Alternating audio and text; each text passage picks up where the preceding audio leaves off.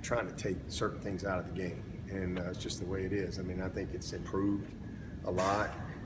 They did add another layer this year to where you can review those things, and in the past you didn't have that opportunity. So I do think that's good. But you know, I thought there was 3 in the national championship game that weren't called. So the inconsistency of it, I think, is something that they're trying to improve. And I think that was the goal and objective of this year, and how they kind of tweaked it a little bit. You know, and then I think sometimes there's a difference between. I mean, targeting is targeting, but I mean, there is a difference in intent, I think, sometimes, and it's hard to maybe measure that. But you know, sometimes a runner is low, and you know, it's a defender's in a bad spot. He's not necessarily, just sometimes it's incidental. You know, that's kind of that was the explanation that was given to me in the national championship game last year.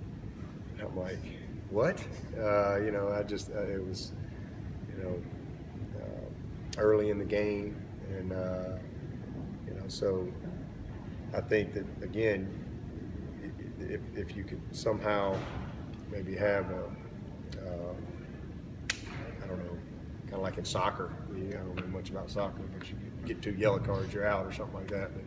But you know, but then the flip side of that is you don't want to have any room for misinterpretation and with the players, and because it's just not acceptable. And as officials and coaches, you want to take that out of the game. You almost have to have a 0 tolerance deal, and everybody has to make adjustments. And there's been a lot of rules along the way that we didn't like, but the game has changed, and people have had to make adjustments because it's been enforced. So, you know, it kind of falls in line with that. But you hate to see guys get thrown out of the game, especially when you know there wasn't any bad intent or anything like that. It was just kind of a bang bang freaky thing, and by the letter of the law, you know, they got to go.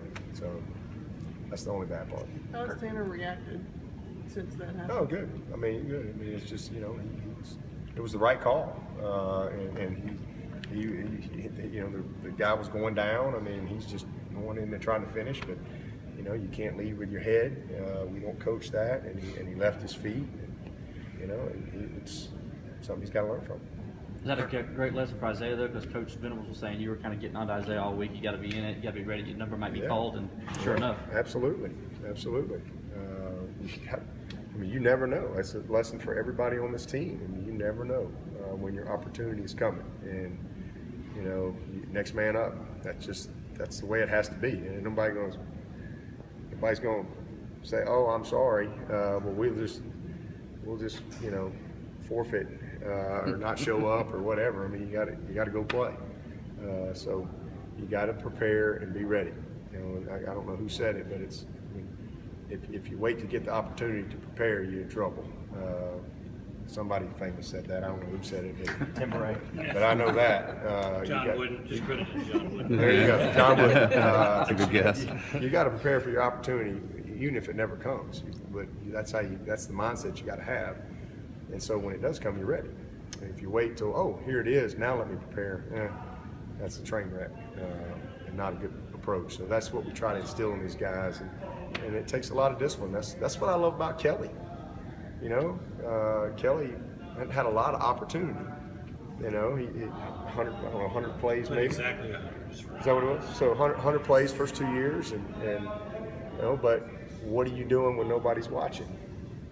You know, how are you preparing and paying attention and preparing for that opportunity that you're going to get at some point? You know, how you going to take advantage of it? And so that, I just think he's a great lesson, you know, because man, he was ready this spring, and he wasn't where he is right now, but he was ready for that moment, and then he just went and got better. He built on it, and then he went and did what he needed to do in the summer, and came back. So, but he had to be patient, and he had to prepare.